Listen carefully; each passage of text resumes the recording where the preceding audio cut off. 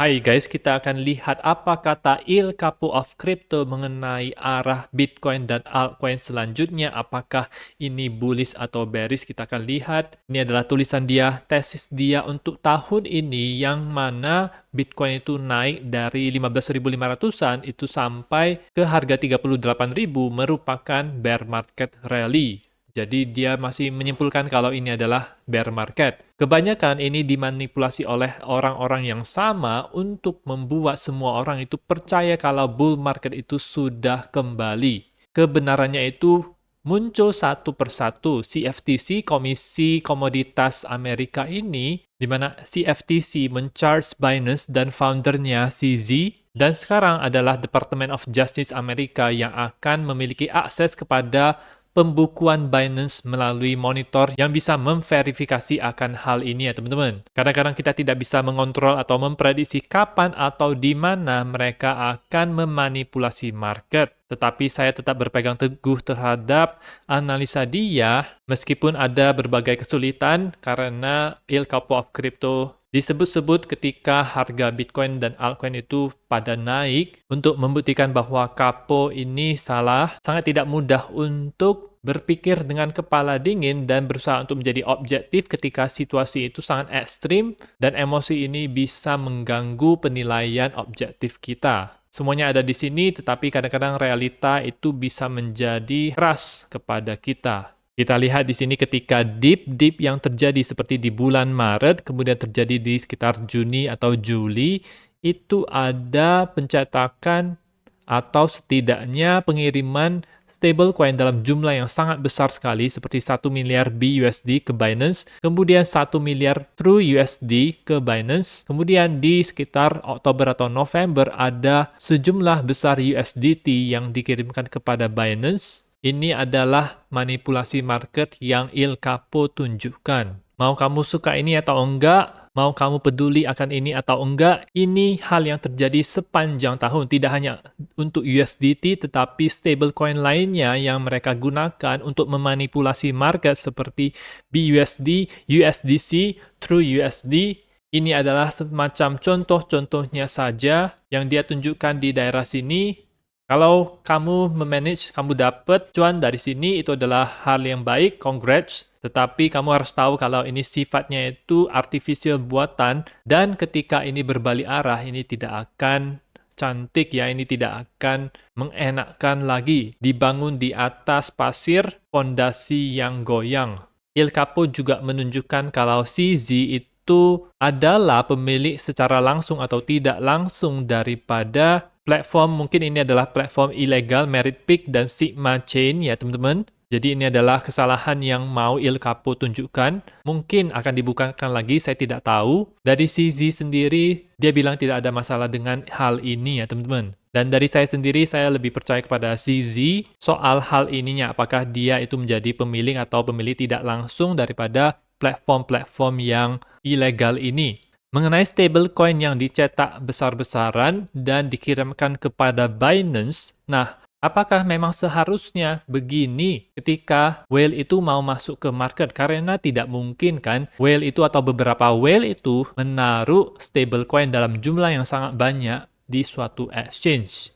Coba teman-teman pikirkan baik-baik. Tentu saja lebih aman kalau stablecoin itu dalam bentuk dolar yang aslinya, misalnya di rekening banknya. Kemudian ketika dibutuhkan, maka mereka harus mencetak di provider stablecoin seperti Tether atau Circle, dan kemudian dikirimkan kepada exchange besar yang liquid seperti Binance, seperti yang ditunjukkan seperti ini. Bukankah memang prosesnya, jalannya harus seperti ini? Dan lagi pula harga koin, Bitcoin dan altcoin itu mengalami kenaikan. Apakah teman-teman tidak diuntungkan oleh hal itu? Mayoritas pasti berpihak kepada bull, karena mayoritas itu bermain di spot ya, bukan futures yang bisa ke atas atau ke bawah. Kalau spot ketika mau untung ya harus naik, dan ini kita sudah naik dari awal tahun sampai akhir tahun. Apakah kita tidak diuntungkan dengan pergerakan seperti ini? Dan kalau saya perhatikan analisa daripada Il Capo ini, itu dia cenderung merupakan analisa jangka panjang, dan mayoritas pemain-pemain retail kripto itu berpikir secara jangka pendek. Il Capo ini lebih dikenal dengan swing tradingnya, di mana tidak mudah untuk menganalisa secara jangka panjang karena membutuhkan kesabaran yang tinggi untuk menjalani trading jangka panjang seperti ini.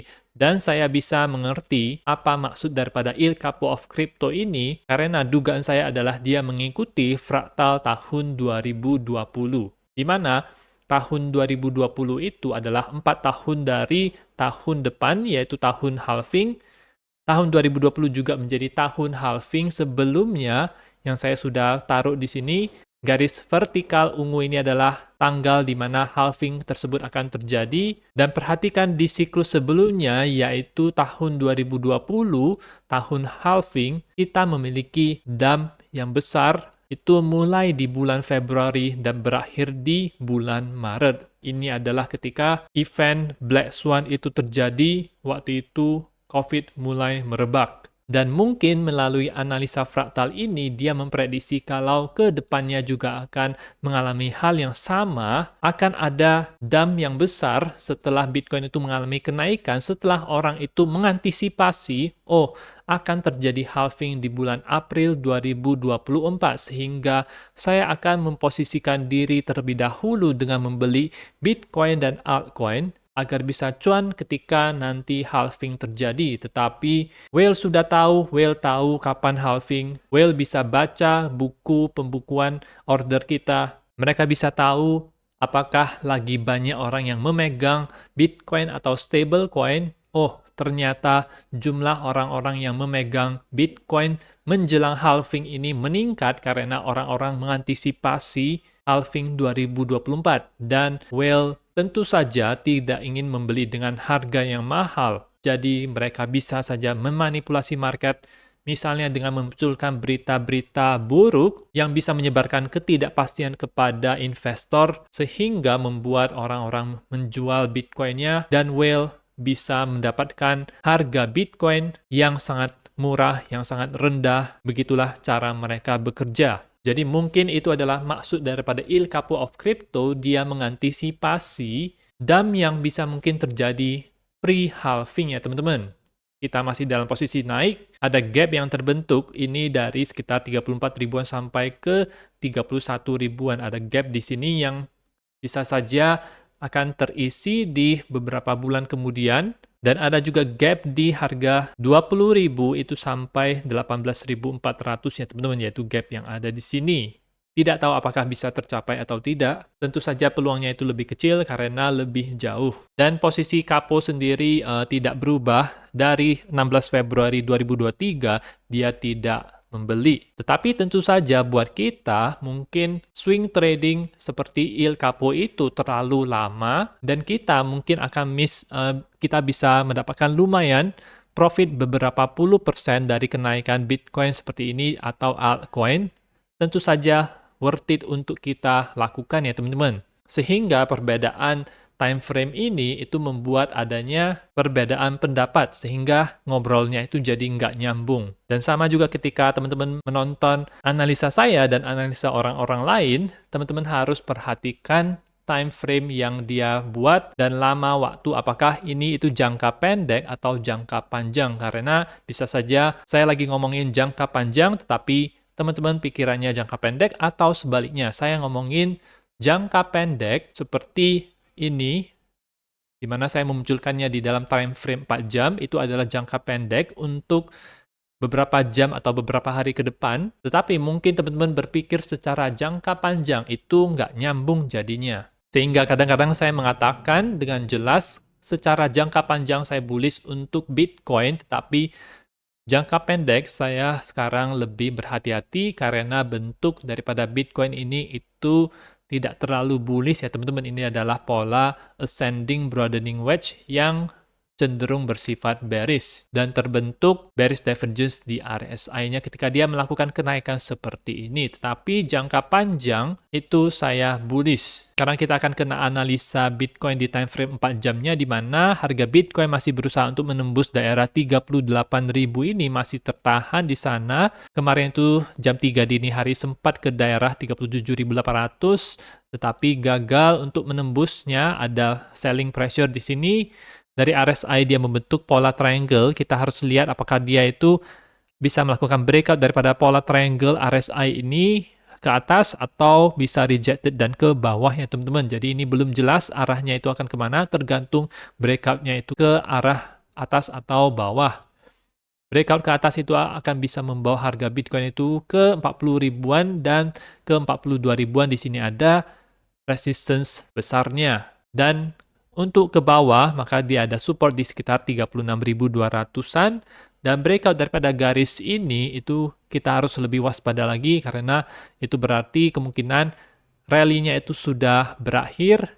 Kita pantau daerah ini, biasanya garis horizontal itu adalah garis yang lebih menentukan dibandingkan dengan garis miringnya. Sekarang kita akan melihat total crypto market cap, tidak termasuk Bitcoin, jadi ini hanya Ethereum dan altcoin saja, di mana kita melakukan breakout daripada zona akumulasi ini yang sudah berlangsung dari 2022 sampai akhir Oktober kemarin, kita bisa mengalami kenaikan yang cukup cepat ke atas dan sekarang masih sideways di sini-sini saja. Dari pertengahan November, kita harus melihat adanya candle tebal hijau ke atas untuk memperlihatkan kalau memang kita bisa lanjut lagi, atau mungkin dari sini itu kita sudah harus waspada karena terjadi perlambatan habis dia breakout di sini, mungkin bisa balik ke bawah lagi. Sama halnya juga dengan total 3 crypto total market cap tidak termasuk Bitcoin dan ETH. Jadi ini altcoin saja, non ETH. Habis breakout terus tertahan di sini. Dan selamat buat teman-teman yang membeli koin GFI, di mana ini adalah koin RWA dengan narasi masa depan. Di mana waktu itu di video saya ketika saya membahas ini harganya itu di sekitar 0,4 dolar. Ini adalah videonya, yaitu ketika harganya itu sekitar 0,4 dolar ya teman-teman. Dia masih berada di zona akumulasi ini.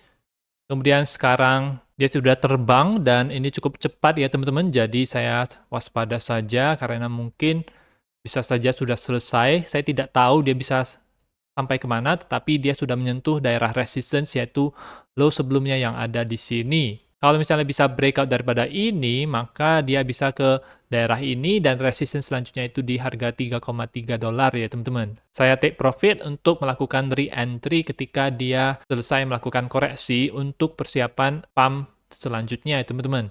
Kemudian ada requestan juga untuk coin Matic, di mana dia rejected daripada point of contact-nya di volume profile yang cukup tebal. Di sini daerah 0,9an 1 dolar, dan 1 dolar itu adalah angka psikologis juga, jadi bisa berfungsi sebagai resistance. Kalau misalnya teman-teman mau beli, ini cocoknya beli di bawah harga 0,7 dolar, itu di daerah yang bisa berpotensi berbalik arah, yaitu di Fibonacci 61,8 dan 78,6. Harga itu tidak boleh menembus 0,5 dolar. Kalau tembus, maka bisa ke support selanjutnya di 0,4 dolar, dan kalau jebol lagi itu bisa ke 0,3 dolar. Resistance kalau misalnya untuk atasnya itu ada di sekitar 1,15 dolar di daerah sini, dan lebih tinggi lagi itu di 1,57 dolar. Ini adalah neckline daripada W pattern yang bisa membawa harga Matic itu ke harga yang lebih tinggi, mungkin dekat-dekat dengan all time high-nya, dan ini bisa terjadi mungkin tahun 2024 atau 2025 ya teman-teman, tetapi tidak akan terjadi dalam waktu dekat ini. Sedikit update mengenai koin PP, di mana untuk skenario pump eksponensial yang saya pernah bawakan waktu itu dinyatakan invalid, jadi tidak akan terjadi pump eksponensial seperti ini, itu karena dari segi waktunya juga sudah lewat. Kemudian weekly close-nya itu tidak tebal, jadi seharusnya dari green candle yang tebal ini, nah minggu selanjutnya dia harus melakukan pergerakan yang tebal juga ke atas seperti yang terjadi di sini, tetapi ini tidak terjadi. Nah, dia masih bisa berpotensi untuk turun lagi ya teman-teman.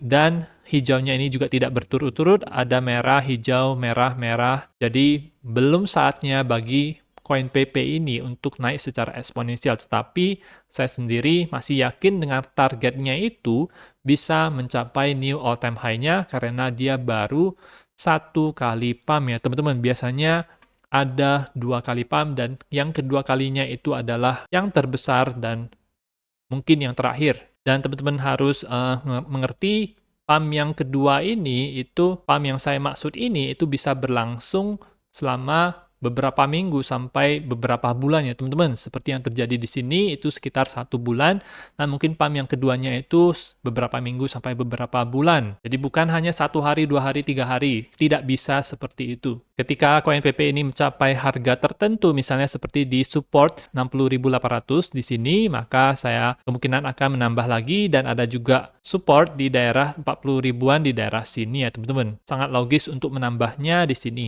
Dan congrats juga buat yang waktu itu beli koin Rio karena dia mengalami kenaikan yang cukup kuat. Dia ini adalah, bisa dibilang ini adalah wave 3-nya, atau mungkin juga wave 1 dan akan membuat wave 2, baru nanti akan ada wave 3 yang lebih besar lagi. Sudah mencapai daerah Fibonacci 2 dan 2,272 ketika saya ambil swing high dan swing low yang ada di sini. Daerah-daerah sini adalah daerah-daerah take profit ya teman-teman, karena dia sudah cukup banyak kenaikannya. Dari 13 Oktober sudah sebulan lebih. Kita lihat ini sudah ada 1, 2, 3, 4, 5, 6 minggu berturut-turut koin Rio ini mengalami kenaikan. Semakin banyak berturut-turutnya itu, maka semakin besar peluangnya untuk terjadi pembalikan arah. Tidak mungkin koin itu bisa naik terus selamanya ya. Jadi ada di suatu titik kita harus take profit. Dan itu saja untuk analisa Bitcoin, altcoin, dan apa yang dikatakan oleh Il Capo of Crypto. Teman-teman bisa request untuk konten lainnya, altcoin apa yang mau dibahas. Jangan lupa klik like, subscribe, gunakan link-link yang ada di deskripsi, dan nantikan video saya selanjutnya.